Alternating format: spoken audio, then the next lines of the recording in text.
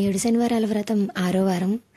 ఈ వీక్ అసలు పూజ చేయలేనేమో అని అనుకున్నాను, కానీ చాలా బాగా జరిగింది పూజ. అంటే దసరాకి నేను మా అమ్మ వాళ్ళ ఇంటికి వెళ్ళి వచ్చి ఇంకా ఇల్లు అంతా క్లీన్ చేసుకుని చేయలేనేమో అనుకున్నాను. అందులోనూ నాకు హెల్త్ బాగాలేదు కొంచెం అనుకున్నా, అందుకని ఈ వీక్ స్కిప్ చేసేస్తానేమో అని.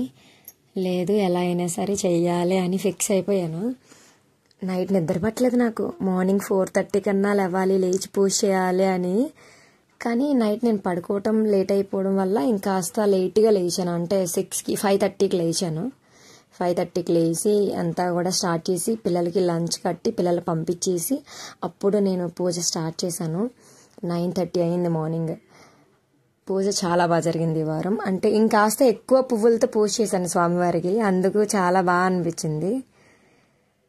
నాకేంటో ప్రతి వీక్ కూడా మా అత్త హెల్ప్ చేయడానికి వస్తున్నారు. అంటే 3 వీక్స్ రాలేదు, కానీ నెక్స్ట్ నుంచి నాకు ఆవిడ కూడా హెల్ప్ చేయడానికి వస్తున్నారు. అందువల్ల ఇంకాస్త తొందరగా పూజ చేయగలుగుతున్నాను.